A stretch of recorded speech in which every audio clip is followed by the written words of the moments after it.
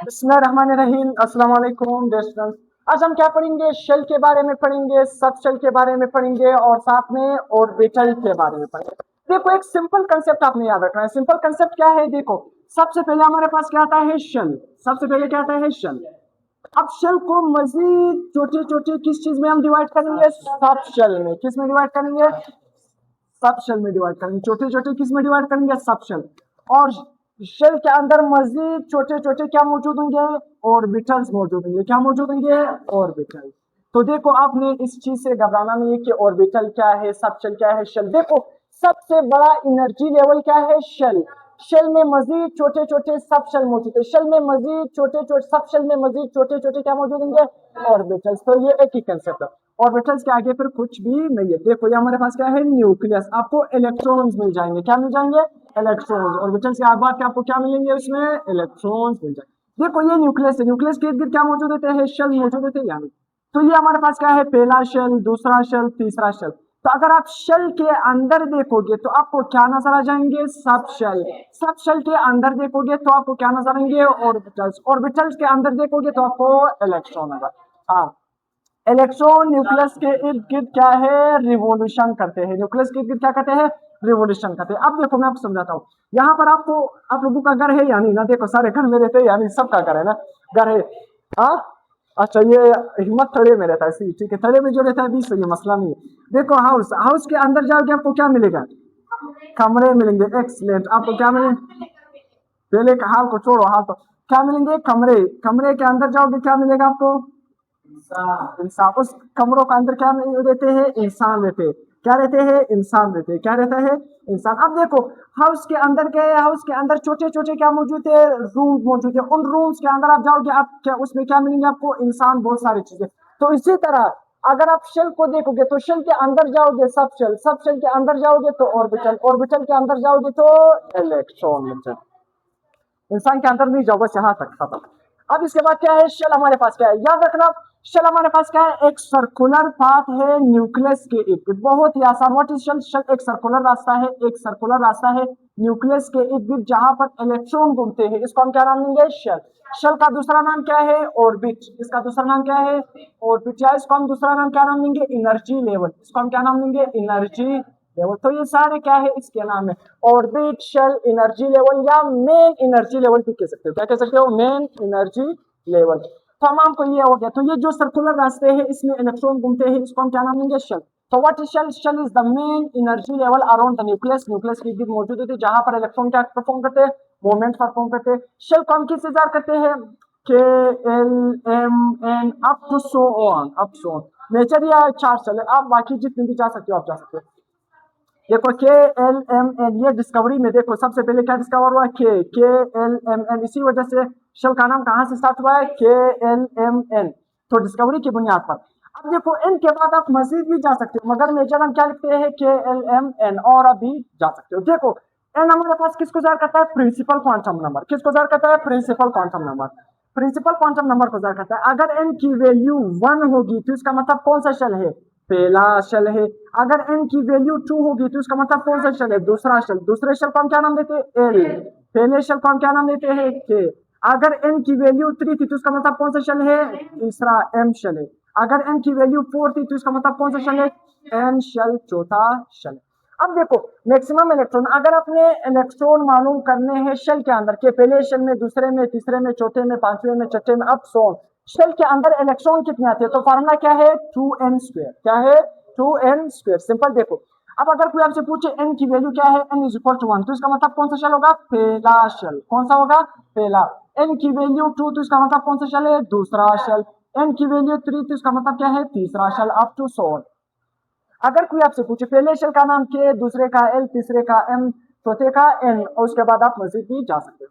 तो अगर पहला शेल है, आपसे कोई पूछ रहा है ना कि पहले शेल में कितने इलेक्ट्रॉन आएंगे? पहले शेल में 2n स्क्वायर। देखो, पहला शेल, एन का मतलब क्या है? देखो, पहले शेल के लिए, हाँ, नंबर ऑफ शेल।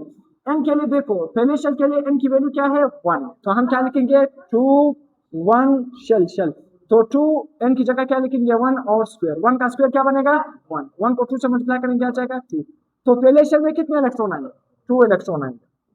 दूसरे शेल के लिए आप फाइंड कर सकते हैं यानी बहुत सिंपल। देखो, सिंपल, 2 n की जगह क्या लिखोगे 2 लिखोगे, उसका स्क्वायर 2 का स्क्वायर क्या बन जाएगा 4, 4 को 2 से मल्टीप्लाई करोगे 8, दूसरे शेल में 8 इलेक्ट्रॉन, तीसरे शेल में कितने आ जाएंगे उससे तो 16 आ जाएंगे। 2 3 का स्क्वायर, 3 का स्क्वायर क्या बन जाएगा 16 आ जाएगा या 18 आ जाएगा, 3 का स्क्वायर 9, 9 को 3 से मल्टीप्लाई करोगे क्या बन जाएगा 18। मैथ को सही करना है। अब चौथे, अब एन शेल में हमारे पास चौथे शेल में कितने आएंगे 32, 4 का स्क्वायर क्या बन जाएगा 16, 16 2 से मल्टीप्लाई करो क्या बन जाएगा 32 इलेक्ट्रॉन। तो आप आसानी से फार्मूले के जरिए शेल में इलेक्ट्रॉन की तादाद बता सकते हो, पहले शेल में, दूसरे शेल में, तीसरे शेल में, चौथे शेल में, पांचवें शेल में, छठे शेल में। पांचवा शेल पूछा है यहाँ पर 5 पुट करो, छठा पूछा है 6 पुट करो, आठवां पूछा है 8 पुट करो। देखो के एल एम एन एबीसी आती है ना, एबीसी आती है या नहीं, एन के बाद क्या आएगा, एन के बाद क्या आएगा, अगर एबीसी नहीं आती तो एक क्लास में आपको एन एन एन के बाद क्या आता है O P Q R S T जितने चाहेंगे, तो आप लोगों का एबीसी भी मैं पढ़ाऊंगा। अब इसके बाद क्या है सब शेल, सब शेल का मतलब क्या है, हर शेल में फिर छोटे छोटे क्या मौजूद होते हैं सब शेल मौजूद। जिस तरह हर घर के अंदर जाओगे आपको छोटे छोटे कमरे मिलते हैं, तो उसी तरह जब शेल को मजीद आप देखोगे तो शेल में छोटे छोटे क्या मौजूद होते हैं सब शेल मौजूद है। तो इसको हम क्या नाम देंगे, each shell is divided into smaller part, हर शेल को हमने स्मॉलर पार्ट में डिवाइड किया है, जिसको हम क्या नाम देंगे शेल देंगे या सब शेल का नाम देंगे, सब शेल का नाम देंगे। अब देखो हमारे पास मेजर कितने सब शेल है 4 सब शेल है। देखो हमारे इलेक्ट्रॉनिक कंफिगरेशन एसपीडीएफ, और मैंने आपको फार्मूला भी बताया कि सब शेल में हम इलेक्ट्रॉन किस तरह फाइंड करते हैं। मैंने क्वांटम नंबर, क्वांटम वो ऑर्बिटल्स का फार्मूला था, मैंने क्वांटम नंबर में आप लोगों को बताया भी था, तो आप फार्मूला वहां से देख सकते हो, तमाम फार्मूले मैंने बताया, मैं वापस रिवाइज नहीं कर रहा हूँ, 2-3 दफा मैंने लिखवाया भी है। आप देखो वही कर सकते हो या सिंपल मैंने आपको बताया। 2 में एस में कितने इलेक्ट्रॉन आते हैं 2, पी में कितने आते हैं 6, डी में कितने आते हैं 10, कितने इलेक्ट्रॉन आते हैं 10, एफ में कितने आते हैं 14। तो आप सिंपल इस तरह आपको 4 बढ़ाना है 2 6 10 14, बस ये आपका सर 2 6 10 14, 2 से 2 में 4 जमा करोगे 6, 6 में 4 जमा करोगे 10, 10 में 4 जमा करोगे 14 इलेक्ट्रॉन। फार्मूला है 2 इंटू 2l प्लस 1, ये वाला फार्मूला है, ये क्या है ये वाला फार्मूला है ये। अब देखो इसमें देखो अगर आपने सब शेल के अंदर इलेक्ट्रॉन मालूम करने तो फार्मूला क्या है 2 इंटू 2l प्लस 1। अब देखो 2 ज़रब 2 मल्टीप्लाई बाय l की वैल्यू क्या होती है मल्टीप्लाई बाय 0 प्लस 1, तो 2 को 0 से मल्टीप्लाई करोगे क्या बन जाएगा 0, और उसी तरह 0 प्लस 1, तो 0 प्लस 1 क्या बन जाएगा 1, 1 को 2 से मल्टीप्लाई करोगे क्या बन जाएगा 2। तो पहले और सब शेल में इलेक्ट्रॉन कितने आएंगे 2।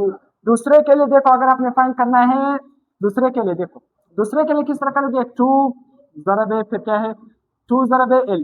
अब दूसरे के लिए l की पी के लिए l की वैल्यू क्या है 1 प्लस 1, तो 2 को 1 से मल्टीप्लाई करोगे क्या बन जाएगा 2 प्लस 1, फिर क्या है 2 प्लस 1 क्या बन जाएगा 3, 3 को 2 से मल्टीप्लाई करोगे 6। तो आप हर एक के लिए फाइंड कर सकते हो, एस की एल की वैल्यू एस के लिए 0, पी के लिए 1, डी के लिए 2, एफ के लिए 3। तो ये फार्मूला है अगर आपने क्या मालूम करना है सब शेल के अंदर इलेक्ट्रॉन मालूम करनी है, या आप सिंपल इस तरह भी याद कर सकते हो 2 6 10 14। क्या नंबर ऑफ ऑर्बिटल इन सब शेल वो अलग फार्मूला है, वो अपने फार्मूला ही दूसरा बता दिया। अब देखो शेल इज इक्वल टू, अगर आप देखो shell n is equal to 1, पहला शेल है तो उसमें सब शेल कितने होंगे एक सब शेल। सिंपल आपने किस तरह याद रखना है, अगर शेल एक है तो उसमें सब शेल भी कितने होगा एक सब शेल होगा, तो वो सब शेल कौन सा है s। अगर shell n is equal to 2 मतलब कौन सा शेल है दूसरा शेल है, तो दूसरे शेल में कितने सब शेल होंगे 2 सब शेल होंगे, कौन सा सब शेल s और p। अगर शेल नंबर क्या है 3 मतलब तीसरा शेल है, तो तीसरे शेल में कितने सब शेल होंगे 3 सब शेल होंगे एस पी डी। अगर शेल क्या है n इज इक्वल टू 4 चौथा शेल है, तो चौथे शेल में कितने सब शेल होंगे 4 सब shell S P D F. तो इस तरह आपने क्या है फाइंड करना, जितना शेल नंबर होगा शेल नंबर 4 तो उसमें सब शेल भी 4, शेल नंबर 3 सब शेल भी 3, शेल नंबर 2 तो सब शेल भी क्या है 2, शेल नंबर 1 सब शेल भी 1, सिंपल। और इसके बाद क्या है हमारे पास ऑर्बिटल, हमारे पास क्या था ऑर्बिटल। ऑर्बिटल क्या है, an orbital is a region where the probability of finding electron is maximum. तो आसान अल्फाज में ऑर्बिटल हमारे पास वो जगह होता है, वो एरिया होता है जहां पर इलेक्ट्रॉन को फाइंड करना क्या है, इलेक्ट्रॉन को फाइंड करने की पॉसिबिलिटी सबसे मैक्सिमम होती है, सबसे मैक्सिमम होती है। देखो किस तरह, शेल में गए, शेल के अंदर सब शेल में गए, सब शेल से ऑर्बिटल, तो ऑर्बिटल वो जगह है जहां पर इलेक्ट्रॉन को फाइंड करने की चांसेस सबसे ज्यादा होते हैं, सबसे ज्यादा होते हैं। दूसरा, इसके अलावा इसका अपोजिट क्या है, नोड, क्या है, नोडल, नोडल प्लेन। हमारे पास क्या होता है, नोडल प्लेन या नोड। नोडल प्लेन वो जगह होता है जहां पर इलेक्ट्रॉन को फाइंड करने की प्रोबेबिलिटी, चांसेस क्या होती है, जीरो होती है, मिनिमम होती है। क्या होती है, मिनिमम होती है। क्या होती है, मिनिमम होती है। इसका मतलब अब देखो नंबर ऑफ ऑर्बिटल, अब देखो नंबर ऑफ ऑर्बिटल, अगर सब शेल हमारे पास क्या है, एस सब शेल है। देखो अगर एस सब शेल है तो उसमें ऑर्बिटल्स कितने होंगे, एक ऑर्बिटल होगा। अगर हमारे पास पी सब शेल होगा तो पी में कितने ऑर्बिटल होते हैं, तीन, P X, P Y, P Z, तीन ऑर्बिटल होते हैं। अगर हमारे पास डी सब शेल होगा तो डी में कितने ऑर्बिटल होते हैं, पांच ऑर्बिटल होते हैं। सही है, D X Y, D Y Z X, D Y Z, हमारे पास क्या है, डी एक्स जेड और D X square minus Y square और डी जेड स्क्वायर, पांच ऑर्बिटल है। अगर अपने एफ सबशेल के बारे में मालूम करना है तो एफ सबशेल में कितने ऑर्बिटल है, सेवन ऑर्बिटल है। एफ सबशेल में कितने ऑर्बिटल है, सेवन ऑर्बिटल। तो देखो हम देखो पहले हम किस पर आए, शेल पर आए। हर शेल में अगर देखो जो शेल नंबर होगा उतने ही सब शेल होंगे। अगर आप सब शेल में मजीद देखोगे तो आपको क्या मिलते जाएंगे, सब शेल मिलते जाएंगे। क्या मिलते जाएंगे, सब शेल मिलते जाएंगे। तो देखो सब शेल के अंदर आपको क्या मिल रहे हैं, अब देखो ऑर्बिटल मिल रहे हैं। देखो सब शेल के अंदर आपको क्या मिल रहे हैं, ऑर्बिटल्स मिल रहे हैं। क्या मिल रहे हैं, ऑर्बिटल। तो शेल के अंदर देखोगे सब शेल मिलेगा, सब शेल के अंदर आपको देखोगे आपको क्या मिलेंगे, ऑर्बिटल्स मिलेंगे। तो आपको इलेक्ट्रॉन को फाइंड करने की चांसेस ज्यादा हो जाएंगे। जब ऑर्बिटल में देखोगे तो क्या आपको नजर आएगा, इलेक्ट्रॉन नंबर। अब देखो सब शेल के शेप, इसका शेप किस तरह है, स्फेरिकल, इस तरह स्फेरिकल शेप होता है। पी का शेप किस तरह होता है, डम्बल, इस तरह डम्बल नमा शेप इसका होता है। और डी का शेप किस तरह होता है, डबल डम्बल, क्या है, एक डम्बल, इस तरह डबल डम्बल शेप होता है। और एफ का शेप किस तरह होता है, बिल्कुल कॉम्प्लिकेटेड पेचीदा शेप होता है। अब देखो आपने क्या करना है, ऑर्बिटल को एक्सिस पर किस तरह ड्रा करना है, एक्सिस। हमारे पास कितने एक्सिस होते हैं, एक्स वाई जेड, कितने एक्सिस, तीन एक्सिस होते हैं, जेड वाई और एक्स। देखो मैंने आपको बताया आप खुद से कितनी भी ड्रा कर सकते हो। देखो ये हमारे पास एक्स एक्सिस होता है, हमने मैथ में पढ़ा है। ये कौन सा एक्सिस होता है, वाई, और ये कौन सा होता है, जेड। अब देखो अगर मैं इसको रोटेट कर दूं, इसको मैं जेड का नाम दे दूं, इसको मैं एक्स का नाम, इसको वाई का नाम दे दूं, इसको मैं सपोज एक्स का नाम दे दूं, तो आपने कंफ्यूज नहीं होना है ना, जिस तरह भी आप लिख सकते हो। तो अगर मैं इसको रोटेट कर दूंगा तो देखो हमेशा हमारे पास क्या होता है, ये हॉरिजॉन्टल एक्सिस पर क्या आता है, एक्स, और वर्टिकल एक्सिस पर क्या आता है, वाई, और यहाँ पर जो स्पेस में हमारे पास क्या आता है, जेड। अगर आप इसको रोटेट करते जाओगे तो लाजमी ये नहीं है, जेड ऊपर भी आ सकता है, जेड एक्स एक्सिस पर भी आ सकता है, वाई एक्स एक्सिस पर आ सकता है। तो मैं इसको डिफरेंट प्लेन में बना रहा हूँ। किस प्लेन में बना रहा हूँ, डिफरेंट प्लेन में बना रहा हूँ। अब देखो जेड मैंने किस एक्सिस में बनाया, वाई एक्सिस, तो आपने कंफ्यूज नहीं होना है कि वाई एक्सिस पर तो जेड नहीं। देखो मैंने प्लेन को रोटेट भी कर सकता हूँ, क्या कर सकता हूँ, रोटेट कर सकता हूँ। तो मैं अपने एक्सिस से जिस तरह भी आपको आसान लगे। अब देखो मैंने पी एक्स, पी के लिए पी में कितने ऑर्बिटल पाए जाते हैं, P X, P Y, P Z. अब ये जो तीनों ऑर्बिटल, एक पॉइंट आपने याद रखना है, ये कौन से ऑर्बिटल है, डी जनरेट ऑर्बिटल है। कौन से ऑर्बिटल है, डी जनरेट। अब आप कहोगे डी जनरेट कौन से ऑर्बिटल, ऐसे ऑर्बिटल जिसकी एनर्जी क्या होती है, सेम होती है, जिसकी एनर्जी क्या होती है, सेम होती है। ऐसे ऑर्बिटल जिसकी एनर्जी क्या होती है, सेम होती है।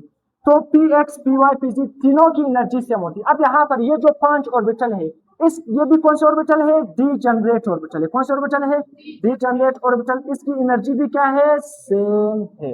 अब देखो मैंने पी एक्स को ड्रा करना है, पी एक्स का मतलब क्या है, किस एक्सिस पर मैंने लिखना होगा, एक्स एक्सिस पर लिखना होगा। देखो पी एक्स है तो इसका मतलब क्या है, किस एक्सिस पर मैंने, एक्स एक्सिस पर लिखना होगा। पी जेड तो मैंने किस एक्सिस पर लिखना होगा, जेड एक्सिस पर लिखना होगा।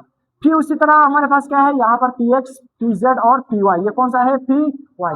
तो पी वाई को मैं किस पर लिखूंगा, वाई एक्सिस पर ड्रा करूंगा। अब ये जो हमारे पास क्या है, जो डी के ऑर्बिटल है, पहला क्या है हमारे पास, D X Y, D X Y. अगर यहाँ पर कौन से आ रहे हैं, कौन से प्लेन आ रहे हैं, एक एक्स प्लेन आ रहे हैं और एक वाई प्लेन आ रहे हैं, तो इसको मैं किस पर ड्रा करूंगा, एक्स वाई प्लेन पे ड्रा करूंगा। देखो हमारे पास क्या है, एक्स वाई प्लेन पर मैं ड्रा करूंगा, तो D X Y, D X Y का मतलब देखो मैंने एक एक्स पर लिखा और एक उसी तरह क्या है, वाई प्लेन पर ड्रा कर दिया। उसी तरह D Y Z, D Y Z का मतलब क्या है, मैंने जेड और वाई, उसी तरह मैंने किस पे ड्रा किया, जेड और वाई के दरमियान ड्रा किया। यहाँ पर भी देखो मैंने एक्स वाई कौन से प्लेन सिर्फ छोड़े हैं, एक्स और वाई, यहाँ पर कौन से प्लेन छोड़ दिए, जेड और वाई। तो मैं भी क्या करूंगा, वाई और जेड के दरमियान लिखूंगा, यहाँ पर एक्स और वाई के दरमियान लिखूंगा। देखो X Y X Y X Y X Y, यहाँ पर वाई जेड है ना, तो मैं किसके दरमियान लिखूंगा, Y Z Y Z Y Z. अब यहाँ पर देखो कौन सा रह गया, एक्स और जेड, एक्स और जेड, तो मैंने कौन से प्लेन लिख लिए, जेड और एक्स। तो जेड और एक्स के दरमियान मैंने ऑर्बिटल को ड्रा किया, यानी तो एक्स वाला उसी तरह जेड वाला ऑर्बिटल ड्रा।